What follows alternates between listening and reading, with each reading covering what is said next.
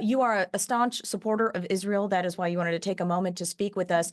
Do you think the recent attack by Iran is going to spark a wider conflict? And do you think Israel should retaliate? Well, I expect Israel to strike back. Israel's going to defend itself, and any sovereign nation, if a country fired 300 missiles and drones at the United States, we would defend ourselves, and I expect Israel to do the same.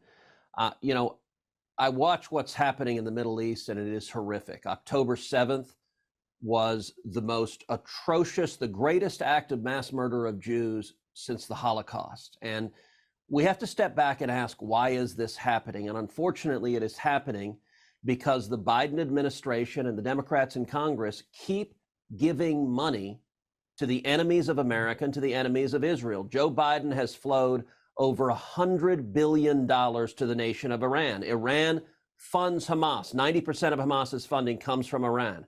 The October 7th attack, in a very real sense, was paid for by Joe Biden and the Democrats. The missiles and rockets and drones that were launched at Israel just a couple of days ago, in a very real sense, were paid for by Joe Biden and the Democrats. And I'll tell you, just a couple of weeks ago, I forced a vote on the Senate floor, a very simple vote that said we should stop giving billions of dollars to Iran while they're attacking Israel, while they're attacking American servicemen and women. And I have to tell you, inexplicably, every single Democrat but one voted against it, voted to keep giving money to Iran, even while they're attacking Israel, even while they're attacking America. I want to talk about immigration now. I know we only have a Yeah. few minutes. I want to get more into that, but the recent bipartisan immigration bill, you were against it, saying that we should return to the immigration policies under the Trump administration. But during that time, we still had illegal border crossings. Obviously, a big issue here for us here in Texas. So what could be done to fix this issue?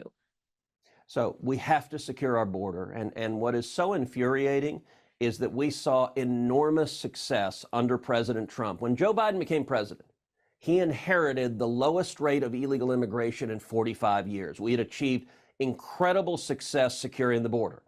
All Biden had to do was do nothing, just not screw it up. And instead, he deliberately and systematically broke our border. And he did it in the very first week in office. In the first week in office, he made 3 decisions that caused this border crisis. Number 1, he immediately halted construction of the border wall. Number 2, he reinstated the disastrous policy of catch and release, where he just lets illegal immigrants go. And number 3, he pulled out of the incredibly successful Remain in Mexico agreement. That's what had produced the lowest rate of illegal immigration in 45 years. And instantaneously, the numbers skyrocketed. We right now have the worst illegal immigration, the highest rate in the history of our country. 10.4 million illegal immigrants have come into this country. And the thing to understand is Joe Biden and the Democrats, they want this invasion to happen. Over and over again, Senate Democrats have voted in favor of open borders. My Democrat opponent, Colin Allred, over and over again has voted in favor of open borders. They want this invasion to happen, and they want it to keep going into the future. But what was your specific issue with that bipartisan bill, though?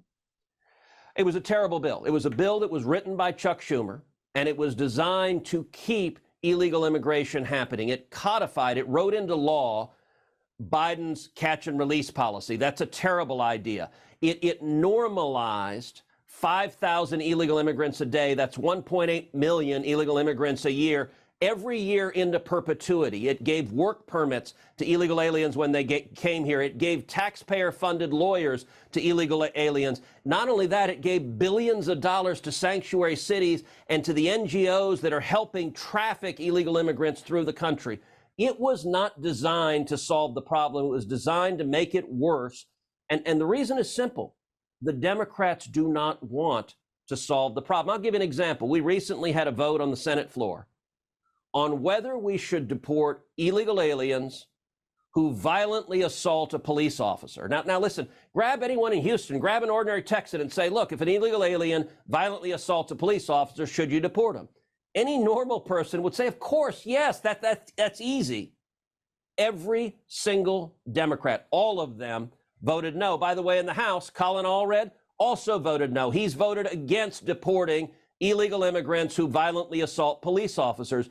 The position of today's Democrat Party is they've decided they don't care about the people who are dying. They don't care about the children who are being abused. They don't care about the women who are being sexually assaulted. They don't care about the crimes that are happening week after week after week. People being murdered, women being raped, children being abused by illegal aliens that Joe Biden has released. And they keep doing it, and they plan to keep doing it as long as they remain in power. Let's talk about your opponent, Colin Allred. He's raised more than $9.5 million for his Senate campaign in this quarter alone. How do you, I know obviously you've got a much larger war chest, but how are you feeling about your momentum and toward reelection? Well, listen, I think we have a very serious fight in the state of Texas. If you look at the Democrats, Chuck Schumer and George Soros have named me their #1 target in the country, and they intend to spend over $100 million trying to win Texas. They are coming after the state of Texas, but at the same time, look, my approach to campaigns is I think campaigns should be based on issues and substance and a candidate's record and a candidate's vision for the future. And my record and Colin Allred's records are very, very different. His record is hard left. In his first 4 years in Congress, he voted 100% with Nancy Pelosi, literally did not deviate a single time. He's voted repeatedly for open borders. He's voted repeatedly for releasing violent criminals from jail. As I said, he voted against deporting illegal immigrants who assault police officers. That's a record that is out of step with the people of Texas. He just voted a few weeks ago in favor of Joe Biden's halt on exporting liquid natural gas, an assault on the state of Texas, an assault on Houston. It hurts Houston badly. And in my view, a contrast on issues and substance, the policies that Colin Allred has supported are really bad for the state of Texas. And what I have stood and fought for 12 years in the Senate is more jobs, security at home, protecting your family, and protecting your freedom, protecting your constitutional rights. And I think that's a very clear contrast of our records. You talked a lot about Chuck Schumer, and obviously you guys are adversaries in that way, but you have recently been highlighting your work with Democrats and reaching across the aisle. There's a reason, hardline conservatives like you, because that's where you usually stay. Why sort of the change in stance? And is this obviously to maybe get some of those moderate voters? Well, listen, I think it's possible to walk and chew gum at the same time. So in the 12 years that the people of Texas have elected me to represent them in the Senate, my job every day has been to stand up and fight for 30 million Texans. Now, that means I have been proud to lead the fight against terrible policies that would hurt Texas. And that was true under Barack Obama. That's fighting policies under Chuck Schumer. That's fighting policies under Joe Biden. If they're going to push for open borders, I'm going to lead the fight against that. If they're going to push to release criminals from jail, I'm going to lead the fight against that. If they're going to push to give billions of dollars to Iran and to enemies of Israel and America, I'm going to lead the fight against that. But at the same time that I've been leading the fight against their disastrous policies, I've also been drafting and passing into law bipartisan legislation, one after the other after the other. I've authored and passed into law 99 different pieces of legislation, bipartisan legislation. We just rolled out a coalition, Democrats for Cruz, and we've got Democrats across the state of Texas who are supporting my campaign.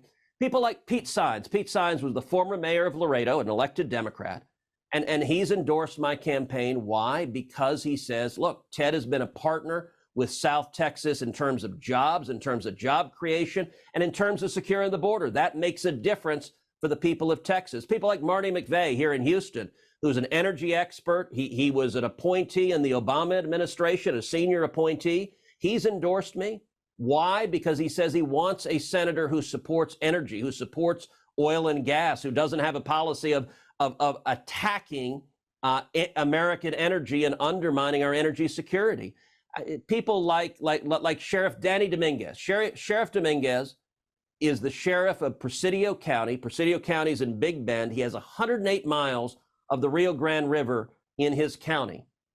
Sheriff Dominguez has been an elected Democrat for 28 years. And yet Sheriff Dominguez enthusiastically endorsed me. He was actually my guest at the State of the Union address. Why? Because he says he wants a senator who supports law enforcement and is leading the fight to secure the border. And so I think this race should be a comparison of the results we produced and the ideas we have. I've authored and passed 99 pieces of legislation into law. Colin Allred, in 7 years in the House, has passed 3 bills. And what he has done is just been a rubber stamp for Nancy Pelosi and for policies that hurt Texas. And I think that is that's not what the people of Texas want for their U.S. senator. I want to move on to Boeing now. I think there were back-to-back Senate hearings yesterday. Obviously, the big talk is safety. Should Texans, should Americans feel safe flying on a Boeing plane? Well, first of all, commercial aviation remains the safest way to fly. If you look at last year, we actually have something to celebrate. Last year, there were no fatalities on commercial aviation. That is not true in many other years. And so that last year was a very safe year in terms of the numbers. That being said, many Americans are understandably concerned. We saw on the Alaska Airlines flight a door plug blow off of a Boeing plane. And thank God no one was killed, but there was some luck that no one was killed. If someone had been sitting in that window seat, they would have lost their life. And so I am the ranking member on the Senate Committee of Commerce, Science, and Transportation. The Commerce Committee has jurisdiction over about 40% of the U.S. economy. And I will say, my being ranking member is very, very good for Texas. But one of the responsibilities of that committee is aviation. And so we have held multiple hearings. I think we need to examine very carefully what is going on at Boeing. And Boeing is an incredibly important American company. We need Boeing to be strong. And that means they need to rediscover and re-implement a serious safety culture. I am very concerned that their culture has moved away from safety, and it has resulted in, we saw a number of years ago, 2 tragic accidents of 737 MAXs going down. On the Commerce Committee, I've been very vigorous questioning Boeing. It led to the resignation of the former CEO of Boeing, those 2 accidents, and their failure to take responsibility for it at the time. I think Boeing has made some improvements, but I think they need to continue to improve because it's critical that the flying public be safe and that they feel safe, that when you go and get on a plane and you take your kids and you take your family, you want to know that you're going to be safe and land at your destination. And I think that is critically important. I want to bring up something involving your podcast. You're facing a formal finance complaint over money that was sent from the company that syndicates your podcast to a PAC that is supporting you. What is your response to the allegation there? Do you have any comment on that? Well, listen, there are 2 groups that file these complaints, and they're both Democrat front groups. So what they do every election cycle is they file complaints against Republicans, and that's what they exist to do, is create news stories, and they're attack vehicles. It's interesting because these same groups filed previously a complaint again about my podcast, and the last complaint they filed in the Senate Ethics Committee, and the Senate Ethics Committee dismissed it, said that this is entirely consistent with law. So they're doing it again, and I understand it's election season. They're going to engage in attacks. But listen, I'll say this. I'm very proud of my podcast. The podcast I do, Verdict with Ted Cruz, I do it 3 days a week, and we have nearly 1 million people across Texas and across the country who tune in. And the reason that I do the podcast is to tell Texans and tell Americans what's happening in Washington. What are the threats? What are the challenges? And frankly, I do it because much of the media refuses to report the news and report the news fairly. And so people are turning to podcasts to understand, hey, what's really going on? Give me the truth. And so the podcast is something I'm very proud of. I think it's integral to my job as a senator to talk to Texans about what is happening in the U.S. Senate that affects the state of Texas, and to talk to Texans about the threats that they are facing, whether from open borders or releasing criminals, or Iran getting billions of dollars from the Biden administration, all of which are topics that I have discussed at great length on the podcast, in addition to many others.